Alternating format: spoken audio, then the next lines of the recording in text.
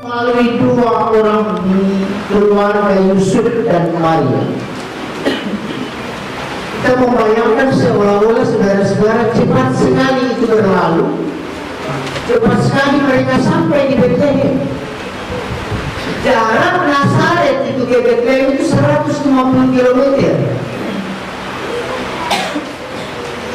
Kalau orang kedua Yusuf Maria ini jalan kaki, satu hari bisa tempuh 15 km, berarti dia harus memakan waktu 10 hari untuk sampai di Bethlehem. Itu jalan kaki. Orang yang lagi hamil besar ini jalan kaki. Ada yang pernah hamil besar jalan kaki sejauh itu atau sejauh 3 km, paling biasa diantar suami subuh-subuh jalan di aspal. Itu pengantin baru. Kalau yang sudah tua ada itu. Yang pengantin baru yang baru mendapat omongan ini. Biasa bilang istrinya, papi, tolong antar subuh-subuh saya berjalan kaki. Kenapa? Supaya saya kuat kalau melahirkan. Laki-laki karena masih tua, baru mau terima omongan satu, dia angkat. Tapi coba kalau anak ketiga, orang sudah mangkat. Saya search di Google. Untuk saat ini Nazaret jarak tempuh ke Bethlehem itu hanya 2 jam lewat tol. Jadi setiba Yusuf dan Maria di Bethlehem, tidak ada tempat bagi Maria ini untuk melahirkan. Yang ada dan tersedia itu kandang. Saudara-saudara kita bayangkan secepat itu Yusuf bilang, cepat-cepat Maria mau tadi si sudah mau melahirkan. Tidak. Bayangkanlah bagaimana kepribadian mentalitas bertanggung jawabnya seorang laki-laki. Tentu membersihkan kandang itu. Membersihkan kandang itu supaya Maria bisa duduk dan berbaring di situ. Ada kita seorang suami kemudian istri kita butuh sesuatu apa-apa langsung ambil saya sendiri. Paling kita terlebih dahulu mendahului dengan sikap hidup saudara-saudara. Nah, saudara-saudara yang kekasih dalam, mohon maaf, mengganggu kelihatan saya ada pada merah dan hijau. Dan lambat dia pakai, sudah tampil temannya baru dia pakai. Mungkin masih ada lagu kedua nanti. Atau berlakukan dapat seragam. Nah, saudara-saudara yang kekasih dalam Kristus Yesus, mari kita melihat iman ini. Kemuliaan bagi Allah dan damai sejahtera hidup. Kemuliaan bagi Allah ini disampaikan oleh para tentara surga di hadapan para gembala-gembala. Nyanyian para tentara surga. Kemuliaan bagi Allah di tempat yang maha tinggi dan damai sejahtera di bumi bagi manusia yang berkenan kepadanya. Kelahiran Kristus itu sangat spesial. Kenapa? Karena ada 2 kekuatan surgawi yang datang menjumpai gembala, yakni malaikat yang memberitakan bahwa Yesus lahir, dan yang kedua para tentara surga yang memuji-muji Allah. Kemuliaan bagi Allah di tempat yang mati dan damai sejahtera itu. 2 kekuatan surgawi menghampiri para gembala. Kita bilang, siapakah ini gembala begitu spesial? Diperintahkan kehadiran Yesus dan para tentara surgawi itu menyanyi di hadapan para gembala. Saudara-saudara, para gembala-gembala itu yang pertama, bahwa profesi sebagai gembala itu diambil oleh kaum ladian. Kenapa? Karena risikonya itu berat. Biasa dia harus bermalam di padang, dan juga saudara-saudara banyak binatang buas di padang. Tidak hanya memangsa domba-domba, tetapi juga mengancam nyawa para gembala. Sehingga tugas para pekerjaan sebagai gembala itu diambil alih oleh kaum laki-laki. Nah, saudara-saudara, refleksi pertama bagi kita. Ini ibu-ibu. Ibu-ibu ada 2. Buat suami biasa? Ada doa buat suami? Ada. Suami pergi kerja di luar, ibu-ibu berdoa atau pasang status di Facebook. Papa berangkat kerja, hati-hati saya. Orang berdoa di Facebook supaya orang tahu. Atau pasang status. Kalau engkau tak bahagia dengannya, nomor masih yang dulu.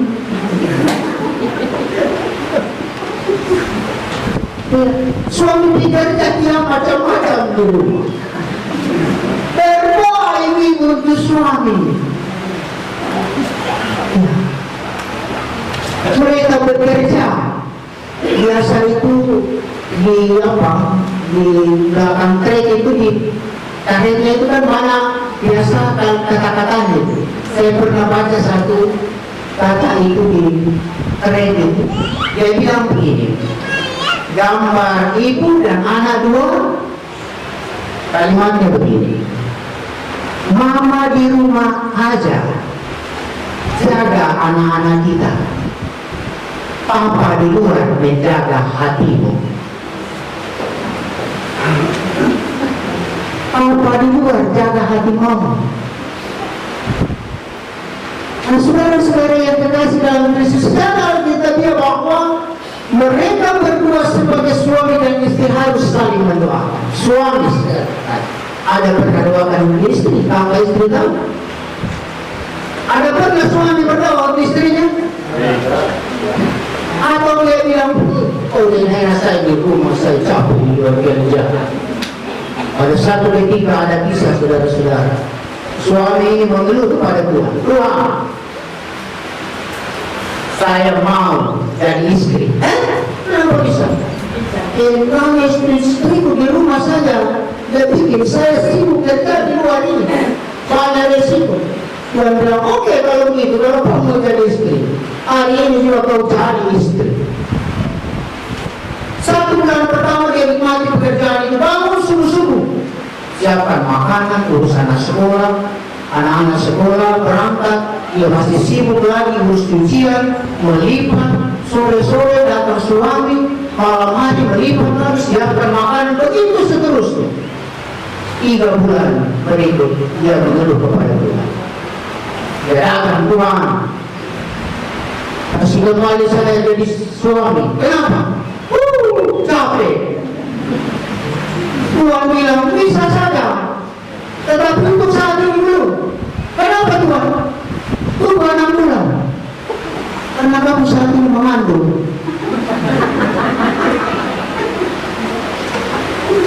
Saudara-saudara yang terkasih, lihat kalau saya lihat ibu-ibu itu di rumah itu mulai kerja, apalagi kalau rumah besar yang 15 kali 20 meter, bayangkan dari dapur 20 meter terus ke bawah, tiap hari ibu jalan itu.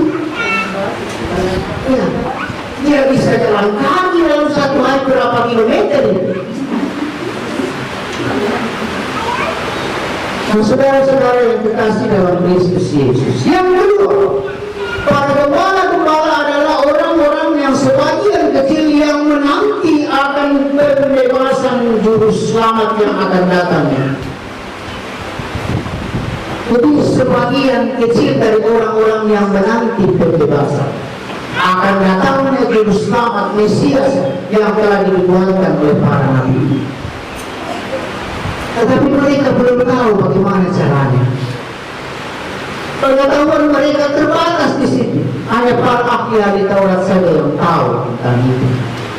Mereka adalah orang-orang biasa-biasa saja yang juga menanti akan kedatangan Mesias Sang Juru Selamat yang membebaskan mereka dari tekanan-tekanan politik, tekanan-tekanan kekuasaannya. Mereka mau merdeka. Nah, saudara-saudara yang terkasih dalam Kristus Yesus,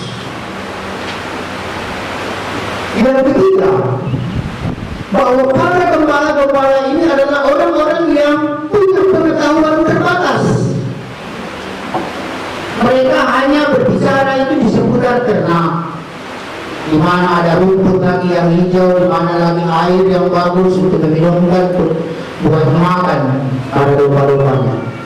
Dan juga berapa harga kulit domba sekarang, berapa harga domba sekarang. Pembicaraan mereka terbatas itu saja.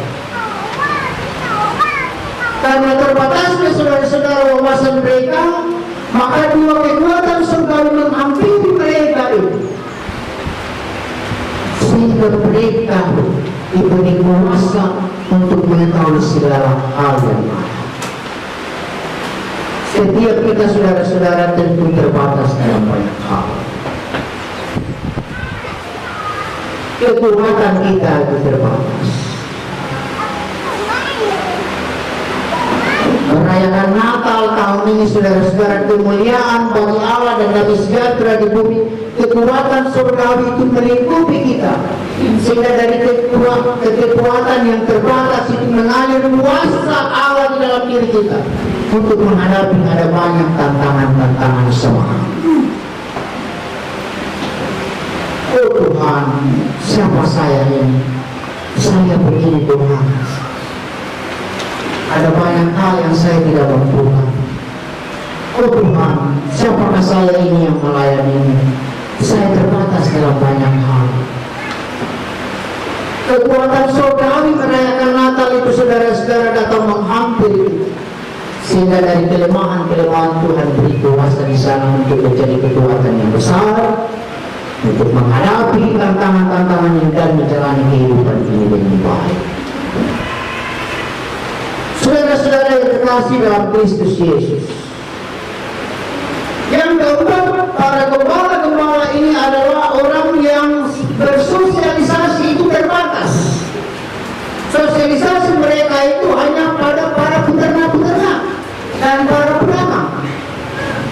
Mereka tidak punya hubungan sosial dengan kekuasaan dan banyak orang-orang yang lain. Hanya terbatas para gembala dan para pedagang. Pertemanan mereka terbatas.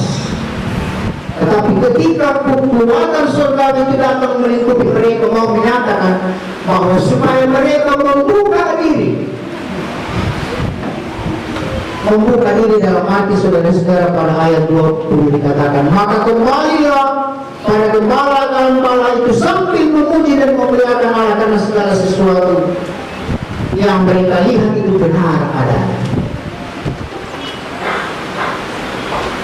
supaya semua orang mengenal dia, supaya setiap orang tahu siapa dia, apa yang diberitakannya, yang kesaksian tentang juru selamat yang lahir itu. Saudara-saudara, berita Injil itu harus disampaikan oleh semua orang. Tidak terbatas pada kita dalam satu persekutuan. Melalui apa?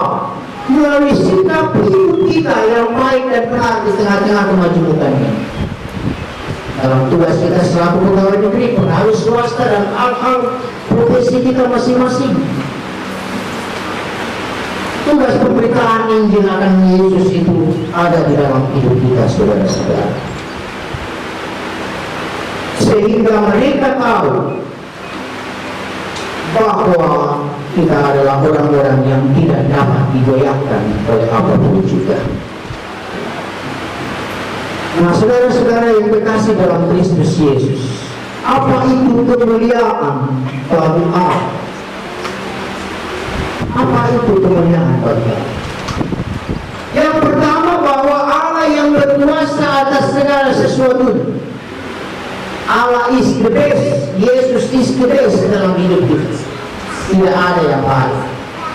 Tidak ada bentuk penyembahan-penyembahan yang kita mulai muliakan selain daripada Yesus, selain daripada Allah.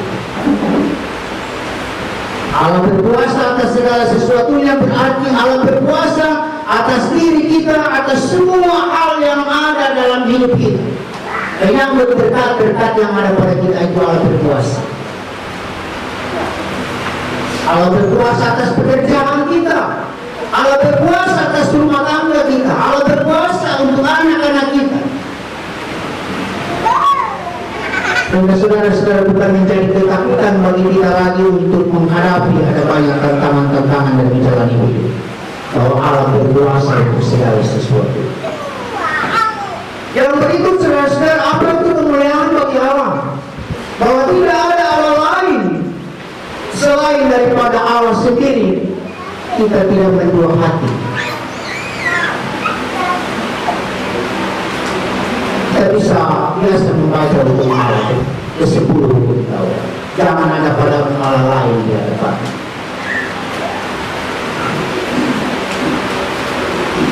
Saat ini saudara-saudara, kadang-kadang kita terikat pada apa? Jabatan kita, harta kita. Sehingga kadang Allah itu kita kesampingkan. Kehebatan kita, kepandaian kita. Nah, mari kita lihat bagian yang kedua dari tema ini. Apa itu damai sejahtera? Damai sejahtera saudara-saudara melingkupi kehidupan total dalam hidup kita. Yakni keluarga kita.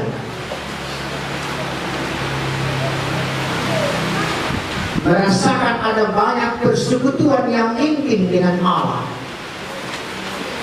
Pribadi kita merasakan ikatan batin dalam persekutuan dengan Allah.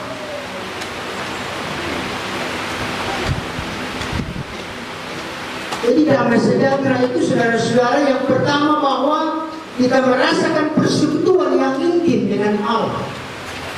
Ada ikatan batin dengan Allah. Persekutuan itu yakni bagaimana kita datang dengan cara-cara yang benar dan baik. Bagaimana kita menyembah Allah dalam penyembahan kita yang ibadah. Seolah-olah kita tidak bisa dipisahkan oleh Allah dalam persekutuan. Seolah-olah kita tidak punya alasan lagi untuk tidak datang menyembah Allah itu. Yang kedua, ada kebersamaan yang erat dalam kehidupan bersama. Ada kebersamaan yang erat, hubungan emosional yang baik satu dengan yang lain. Tidak ada iri, benci, dengki, dendam. Hubungan bersama itu erat, tidak dapat dipisahkan.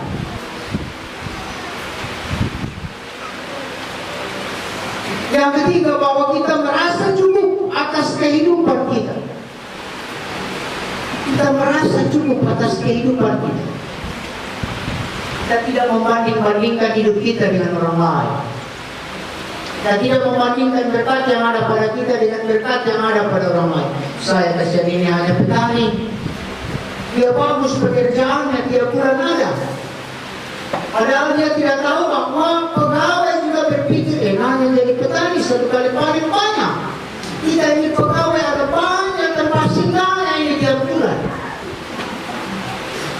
Petani enak-enak pikirkan hidup pegawai. Padahal dia tidak tahu bahwa hidup pegawai juga dipikirkan enaknya hidup petani.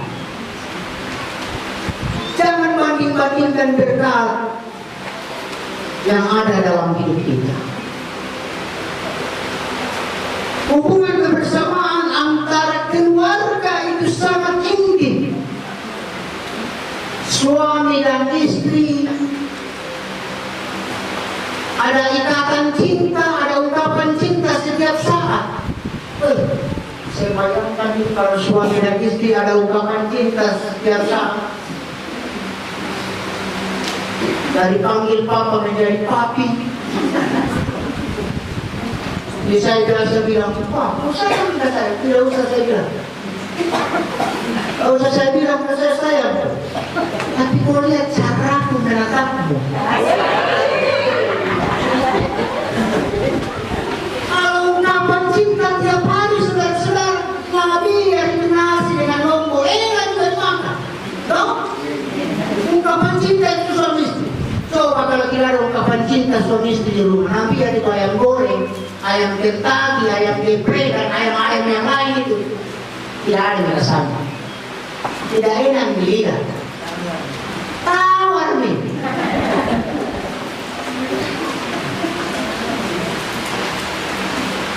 Papi mau pergi kerja, mami bilang, papi. Ada yang papi lupa apa? Cium kening. Papi bilang, Hilang hubungan yang mesra itu sebagai bagian dari damai sejahtera Allah di tengah-tengah kebersamaan sebagai keluarga. Ungkapan cinta. Dia juga yang sudah lansia, tidak apa-apa itu ungkapan cinta. Jangan bilang karena kita ini bawa nih. Minyak green oil nih. Nah saya mau pakai kasihan green oil.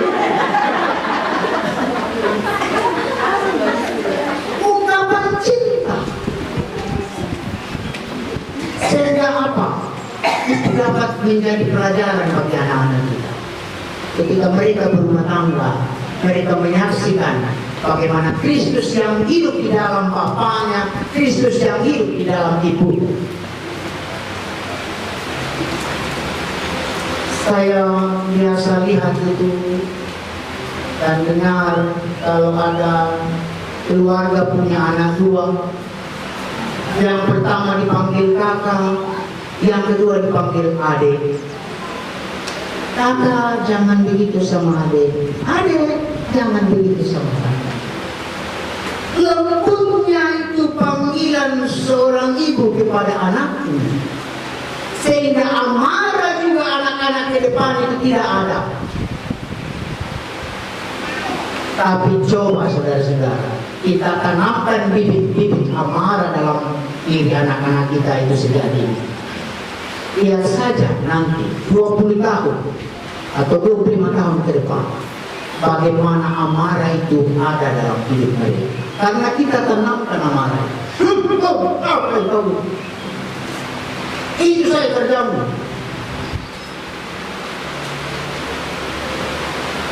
Kelembutan seorang ayah dan seorang ibu, kebersamaan yang erat, itu damai sejahtera. Persekutuan tadi pertama, persekutuan yang intim dengan Tuhan. Persekutuan intim dengan Tuhan ini damai sejahtera itu yang pertama. Tidak pernah itu saudara-saudara bilang, pokoknya Pak Pendeta, Ibu Pendeta, saya itu tidak punya alasan untuk tidak datang ibadah kalau hari Minggu. Tidak ada alasan untuk tidak datang dalam ibadah. Saya tidak punya alasan untuk itu. Saya tidak punya alasan Pak Pendeta, Ibu Pendeta, majelis jemaat untuk tidak menceritakan Kristus di tengah-tengah keluarga. Dan saya tidak punya alasan untuk tidak berbagi dengan sesamaku karena apa yang ada pada. Yang kedua tadi dalam sejahtera itu yakni hubungan yang baik dengan tetangga, dengan sesama. Coba kita tidak punya hubungan yang baik dengan tetangga. Ya. Tiap hari kita bawa intip-intip. Ya. Apalagi kalau waktu sampai rumah, tetangga menggoreng kunyit, menggoreng lagi. Kasih kunyit juga air. Biar air saya detik itu kita tidak bisa menggoreng. Kalau tidak ada minyaknya, air saja supaya bunyi. Kalau kita tidak baik dengan tetangga, ayo kita ke rumah, tidak baik. Anak-anak juga tidak baik karena apa? Kita orang tua menghalang-halangi anak-anak. Jangan pisah. Itu yang pisah di papa dulu. Itu orang semua itu. Ya. Apalagi kita rasakan damai sejahtera. Kita pulang dari gereja, saudara-saudara lihat kita punya tetangga tidak senyum sama orang. Bagaimana itu? Kita baru pulang ibadah karena tetangga kita tidak berubah, tidak berpapasan, senyum pun tidak. Muka muram. Tetangga bilang, asal orang Kristen baru pulang ibadah sudah begitu sombong sekali. Coba Tapi coba saudara-saudara, kalau kita baik pada tetangga, kita baik pada semua orang, berkat itu tidak pernah tidak ada dalam hidup kita.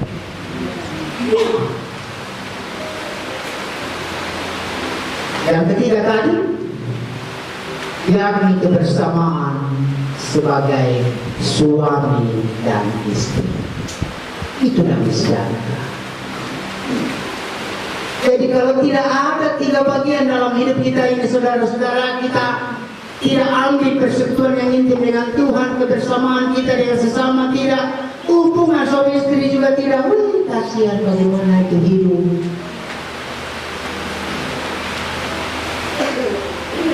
Pak Pendeta, saya memang ungkapan cinta terus sama istri di rumah, sama anak-anak. Tetapi persekutuannya dengan Tuhan dia tidak jaga, tidak jalani juga. Dia tidak rasakan damai sejahtera.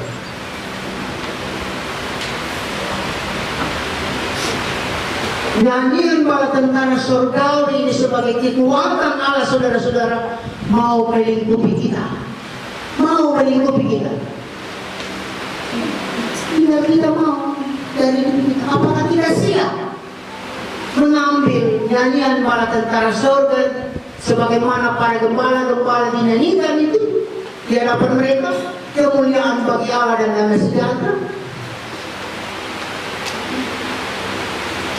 Tuhan datang, saudara-saudara, menyatakan kekuatannya bagi kita supaya kita memuliakan Allah, supaya kita merasakan damai sejahtera, merayakan Natal.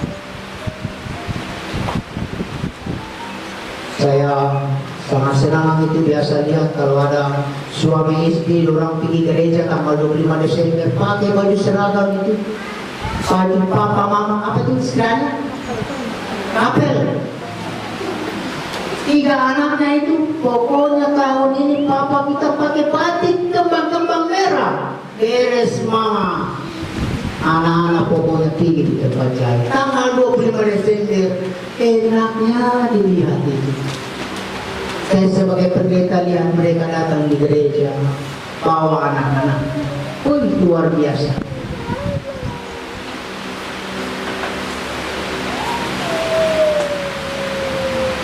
Bapak, saudara-saudara yang kekasih dalam Kristus Yesus, biarlah dalam perayaan Natal tahun 2023 ini kita memaknainya sebagai peristiwa